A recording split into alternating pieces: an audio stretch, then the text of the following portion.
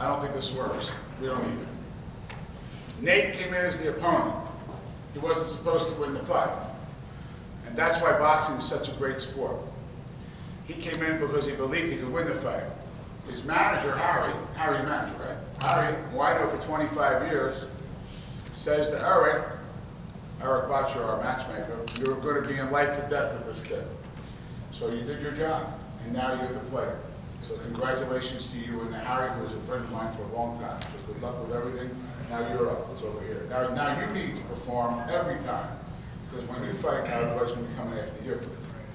So congratulations, and now they want to talk to you. Nate, Any questions? Nate, how did you feel you were doing in the first round up until that knockout? I know it was a short fight. Well, I was thinking, the only thing I was thinking about in my head was like, just remember what my coach said in my corner. They said, just relax and just, when he step in, just throw it right. I mean, he's gonna walk right into it, you know, and that's what happened. Did you feel any of his punches in the first round? Because it seemed like you were catching some. It probably was one close-up hook that he threw. That's when we was like kind of clenched up together. But I mean, it wouldn't do any damage, so not too much. To answer that question. Did you have any strategy, given the fact that he had a very similar record and a high knockout percentage? I mean, as far as not getting caught, or were you just fearless? Well, I wasn't worried about his power.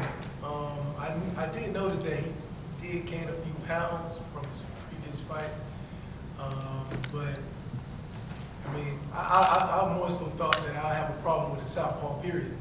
You know, my first fight was a southpaw, but I just thought that I was going to have a problem with it. But when I threw that right and knocked him down, I realized that I mean, the shot is right there. I mean, the right hand is facing my target right to the right hand. Harry, you want to say anything? No, I'm just so proud. I want to thank Artie for the opportunity, and I think it's great that Nate made the most of it, which he did. He was confident from day one when we agreed to it, and he's got a good spirit and very, very confident. Just keeps that confidence with him at all times, and right up to the fight, right there. So I'm very proud of him, and like I say, Artie gave us a great opportunity, and we're certainly going to discuss the next one. That'd be great. He's still excited.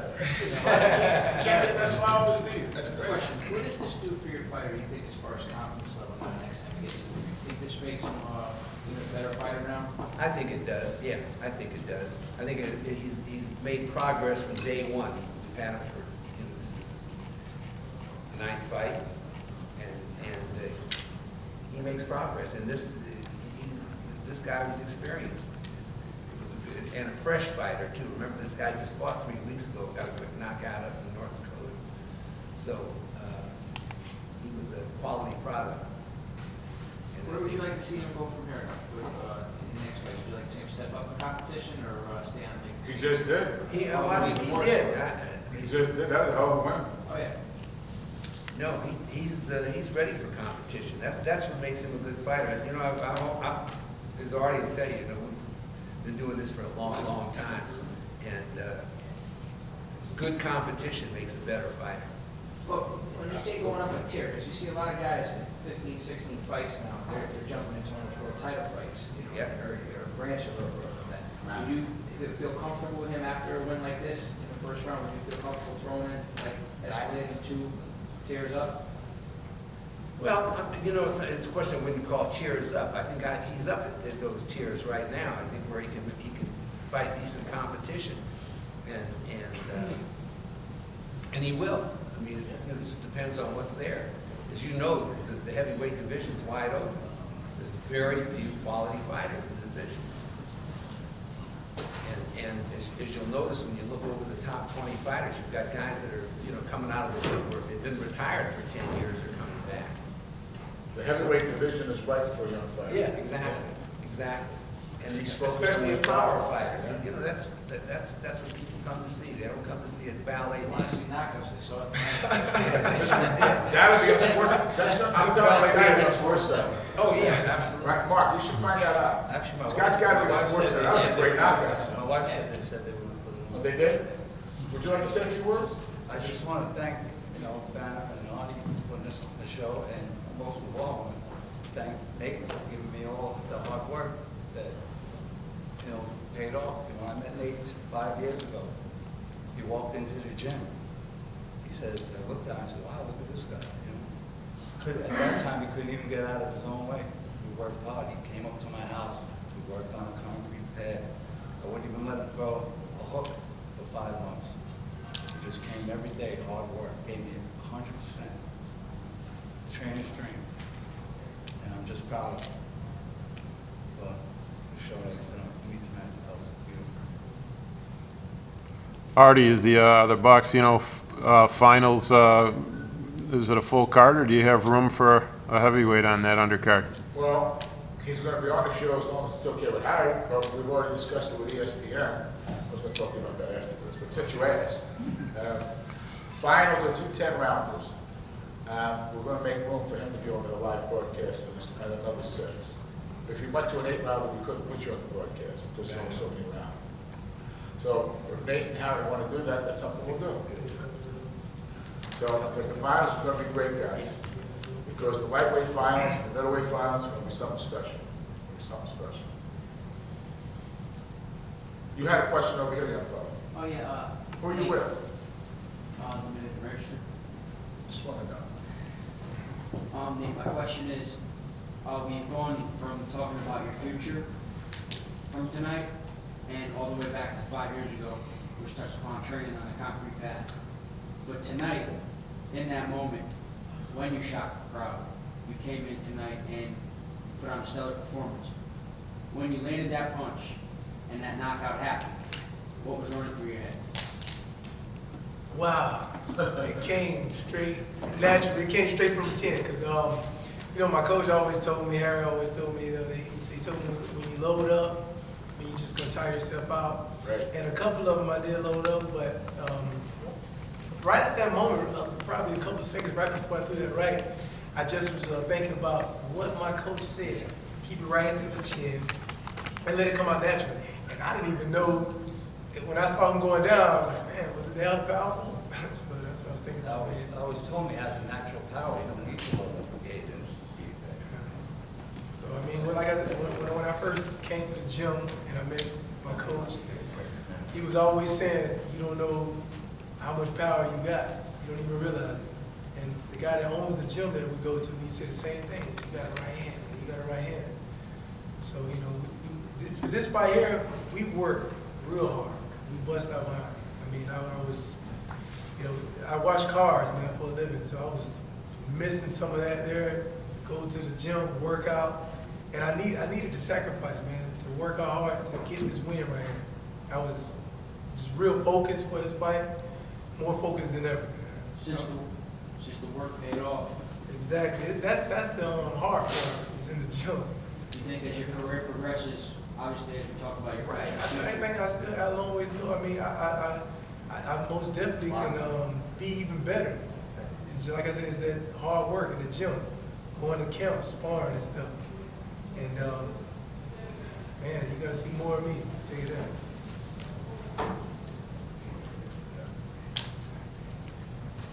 It's very good. Anything else, guys? Well, tonight, Nate, you're going to have a very nice time. Very happy night, tonight. Tonight's a good night. Just waiting on Brandon and Willie, so they should be here. I sent back together. So stay down here now. What a great fight against Vitali. And the last fight, you did more boxing, Willie. This fight, you did more attacking. So he didn't know what you were going to do. So it was a great fight. He did a terrific job. He's the one half of the middleweight finals, as we all talked about, for the Boxcino tournament.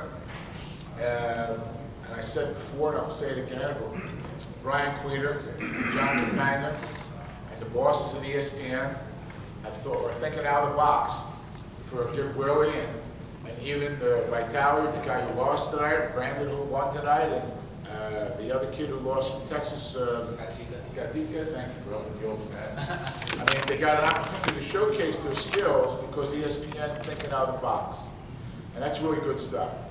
So the winner of the Boxcino tournament in the middleweight division and in the lightweight division will move on to being the top 10 in the world in the world organizations because they're just loving it. The fans love it. The highest rated shows on ESPN are Boxcino. And you guys out there, you help make it good. And you help make the fans get involved. So now, here's one half. It's up to Willie. It's your stage of the Boxcino Championship. I'm just grateful. I'm thankful. 2011, when I suffered my first loss, I lost a split decision.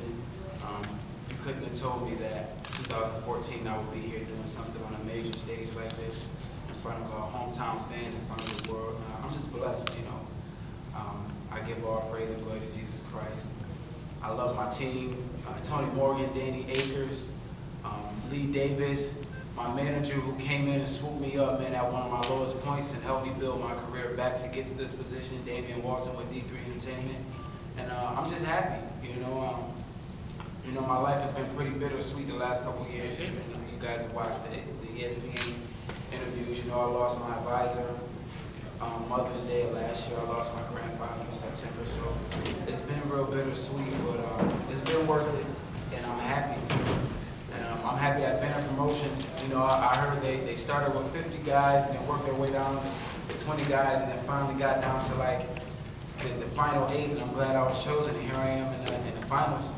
And that's all God's work, and I'm blessed. And I'm thankful that you guys are here. I'm thankful that you guys are paying some attention to Willie Monroe Jr., and hopefully I can be another force in the boxing world in the middleweight division. Willie, talk about your strategy coming into this fight. There was a lot of people even talk at the show yesterday in Syracuse that Kopalenko was going to win this whole thing, and you were going to be up against it pretty hard. Obviously, your strategy was to box and not stand there and take any unnecessary punches. How were you able to maintain your focus the whole 8 rounds? Well, I have to give the thanks to my team, to Tony Morgan, Danny Akers, and Lucky, Lee Davis for coming in and implementing a game plan. The game plan was, we know that they were looking for me to box like I did Bonda Robes, and that's what I do best, you know, move and box. And like I said, I'm really a 54. I haven't decided whether I'm gonna go back down to 54 or stay at 160 after this tournament. But I think the key thing is my speed and my boxing IQ. And Kopalenko's an awesome fighter, man. You know, some of my little feints and little tricks he didn't fall for because he's seen, you know, I'm pretty sure he's seen it all. He's 23-0, 23-1 now, but going into the fight, he's 23-0, 13 knockouts. You know, he's seen a lot. And I mean, a couple times he made me pay. You know what I mean? I didn't, you know, this wasn't a walk in the park. I had to fight, you know, I had to work for it, but just the game plan we implemented was to mix it up. You know what I mean? When he thought we were boxing, we were banging. When he thought we were banging, we were moving and boxing. Had to keep him off kilt, as Tony Morgan told me the whole time in camp, keep him off kilt. That's what we did. Did you feel any of those counters? I guess you could see he was waiting for those single shot counters, and he, like you said, he did make you pay a couple times. Yeah. How serious was his punching power? His punching power, I think Bonda Robes was stronger. You know, no disrespect to Kopalenko, but Bonda Robes, man, he caught me with a right hand right behind the ear when I fought Bonda Robes, and like my whole left side went numb. You know what I mean? And I mean, he has some snap and some pop on his punches, but I wasn't really shooken up or hurt tonight. I caught a little headbutt on the inside, and then, you know, I couldn't really see out of my right eye for I think it was the 5th round.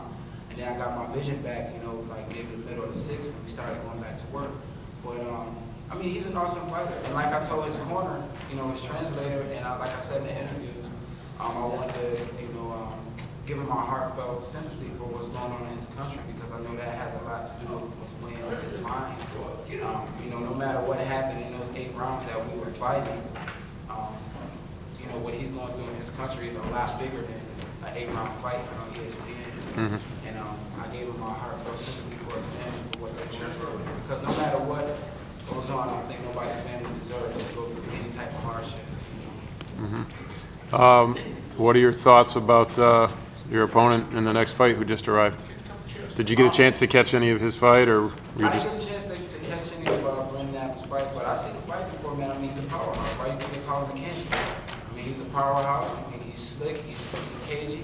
And you got to look at the fact that me and him both were sort of like underdogs coming into this, because when I went into Bonda Rose' backyard, I wasn't supposed to win. And I wasn't supposed to win tonight. And then with Brandon coming in being the least experienced, you know, everybody counted him out in the first round. He knocked out the most experienced guy there and stopped him. Then he came in with somebody like Gatika, you know what I mean? And I know the odds were against him with Gatika, and he won tonight. So, I mean, you can never count a man out. And I'm glad it's me and him in the finals, and I pray to God that we both put on a great exhibit of skill, speed, and power, and get the fans what they want. Well, you did my job for me. Yeah, well said. Well said. Well said. You Listen, I don't know. All I gotta do is Brent, you're up. He said, man, I mean, I'm saying anything else. This I is agree with great. everything Monroe said. I mean, he couldn't have said it no better. They put on a tremendous performance tonight, him and Vitali. Tonight, when I fought Gatika, I learned a lot. Every fight I'm learning, because I had the least experience in amateurs and in pro. So every job for me is a learning experience. I'm looking forward to fighting Monroe. We made a joke when we first met, actually. I think it was inside the first buffet. Yeah, we said, hey man, you did work tonight, man. I think it's gonna be me and you. And I was like, yeah, man, I think so too. Sure enough, man, it happened. You know what I mean? He called it out. I agreed, and it really happened. We put forth the effort to make it happen, man. And I mean, now we're gonna put forth the effort to putting on, like you said, a grand performance for the next ESPN bout. Brandon, talk about what your opponent Gatika tonight brought to the ring and how it took you time to figure him out, and then how different it's going to be with Willie. Well, there were two total different styles. Monroe is slick. He's a good boxer, in my opinion. And Gatika was, he's a bit of a brawler. He comes forward, he's slick. He's awkward. He was very awkward. You know, we clashed heads a few times. We stepped on each other's foot a few times. So it was definitely a learning experience. It was something I had to get used to. You know what I mean? And as the rounds went by, you know, I started feeling more comfortable. It was kind of hard to figure him out. It was sketchy to me, but you know, we got the job done. It seemed like the first 2 rounds definitely were a feel him out process, and then after those 2 rounds, it seemed like you had your timing down, and you were countering them, and then leading at other times, catching them off guard. Yeah. Well, I mean, the plan was to go out there and fill him out, you have to fill out every fighter. You know what I mean? Or at least that's what my trainer believes. You know, look at the guy, checks out his body language and stuff like that, and then pursue him. And once I kind of saw what Gatika was trying to do, you know, I was trying to capitalize off of it. Like I said, he was very awkward, so sometimes, you know, he was too awkward for me to really get a hold of his skills or his technique, I should say. But I mean, sometimes I mean, I can catch on to what he was doing. Other times, you know, he was being real awkward. I didn't know if he was coming in for butt or an overhand left. Have any of your past opponents had a style even remotely close to Willie's, and if not, what's going to be your game plan to Yeah, my second handle that? professional fight with Miguel Lopez is a guy from Oakland, except he was orthodox, so I could pretty much say no slick southpaws, none. Not really. What's good? I guess that's a compliment to me. I fought against a slick fighter, but not southpaws. Well, he wasn't that tonight. He fought the fighter. You attacked him tonight. He wasn't expecting that. Well, yeah, he did. Brandon, you hit him with some good shots. Were you surprised, or get any? You didn't look at. Did you get any frustration that he couldn't take him out? One thing my trainer always tell me, man, is knock every man out. In the beginning, I was looking for a knockout. I was, you know, because I believe I could set him up for it until I got in the ring with him. I was like, man, you know, like I said, he was real awkward. So then I started to try to put things together. You know, he was a puzzle, and I was actually in the beginning putting pieces of the puzzle in the wrong area, and then as I started to step back and see, you know what I mean, I started to figure him out. I didn't think it was a split decision. I thought you were going unanimous. But thank you. Yeah, most people at ringside thought it was unanimous. Yep. I think Better one not print that, the rest of the judge might get mad. Yeah, I was just saying, might be here next fight. I think one thing that I gotta give Brandon that was props on tonight is that this was your first time fighting past the 4th round, right? Yeah. And he didn't get the chance to like really fight a 4, then a 6, then an 8. He sort of went from 4 straight to 8s. So for you to go from 4 straight to 8s and fight somebody who's been in 8s and 10 rounders consistently and beat him, I think that says a lot to the training, the conditioning, and mindset. Thank you. And got a 10 rounder. Listen, Willie knows all about you. Yeah, man, I appreciate it. I have to. I have to. Tapes, baby. It's gonna be a good fight. Willie, when I interviewed you for fighters early in the week, you said you didn't know if you were going to go to 154 or stay at 160. What would determine that? Would it be the opponents or your physical? I mean, you know what? This camp, we you know, like I said, I gotta give props to my strength and conditioning coach Lee. You know, we put on a little bit more muscle. You know what I mean? And I came in at 160 again. You know, usually I come in 58, 57. Came in tried to come in at 160. And I mean, I think I could fight at either weight class. You know, 54 or 60. But I mean, that all depends on what my management and Art Pelullo talk about. I mean, where's the money? You know, where's the biggest fights? What's going to create the most excitement for Willie Monroe? If it's 160 or 154.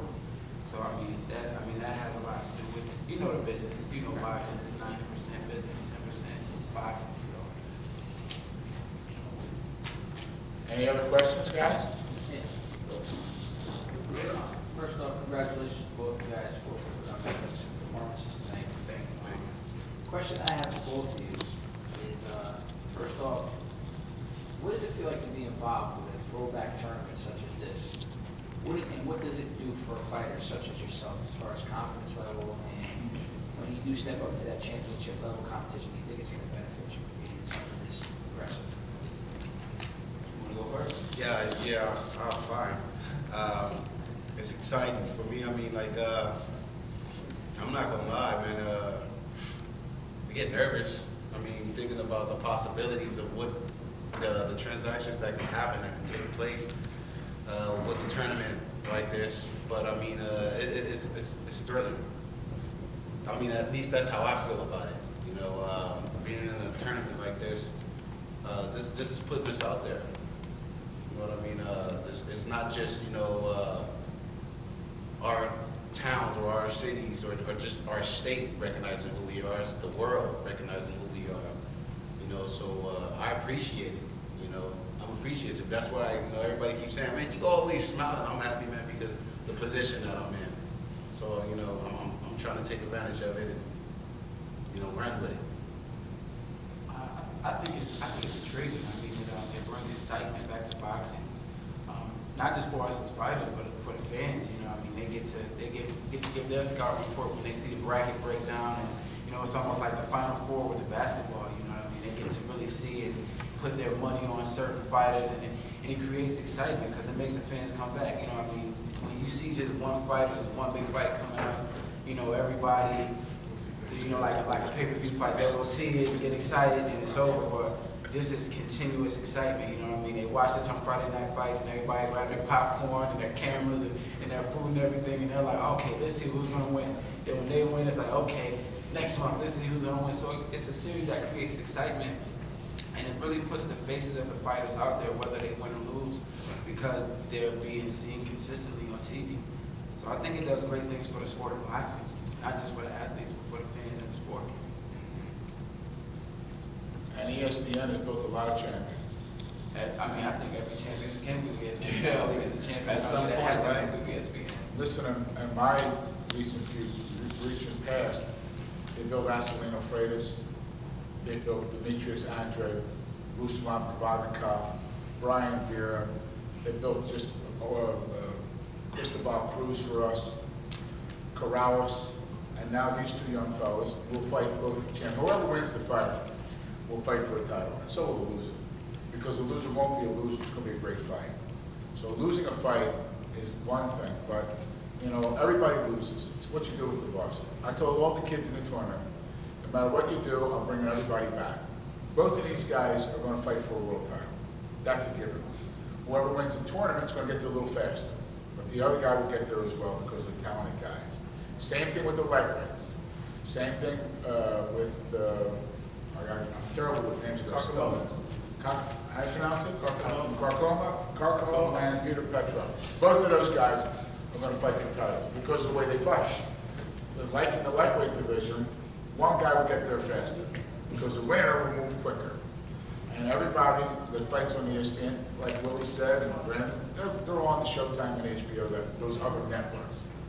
So, but these guys, they went through 5 months. Now they're in the finals in May, back at Turning Stone on ESPN. They're going to have Sports Center here, I believe. I'm not sure I can be quoted on that, but I think they're bringing the studio here. And all the big brass guys will be here for the fight because it's the finals. So you guys gotta make sure the world knows what we're doing here, especially you guys in the front row. Anything else, guys? Anybody say anything? Yeah, I just want to say, Damian Walton, Ether Entertainment, Willie Monroe's manager. I just want to say thank you to ESPN and Banner Promotions for the opportunity, and Art Pelullo and Josh and Matt, Mark, and all the guys at Banner, iBug, and Eric Botcher. Thank you guys for the opportunity. And this is the tough one, only the next fight, you know, Brandon Adams is my boy. This is going to be a great fight, you know what I'm saying? We're keeping our faith in God. It's going to be a great opportunity, a great fight. We're looking forward to May 23rd. We hope all you guys are there. Thank you guys for supporting us. Willie's worked very hard to get here. He's, now 6-0 since the Boom fight, I think. And 7-0. And you know what? Similar great team, man. Danny Akers, legend in the business. Tony Morgan, Lucky Lee Davis. We got a great team, and we're gonna bring it on May 23rd. You know, at the end of the day, we're gonna bring it. We're gonna be ready. That's what it is. How about one more photo shoot with the two? Oh, you want to say something? Sure. I'm sorry. And then we'll take a photo shoot, one more with the two guys. I'm James McGear, Brandon Adams' manager, and we would like to thank Banner Promotion for having us here. I mean, who else would have taken a chance on a fighter that never been asked to go 8 rounds before his whole career? And thank you, Banner Promotion, and it sure made my job easy.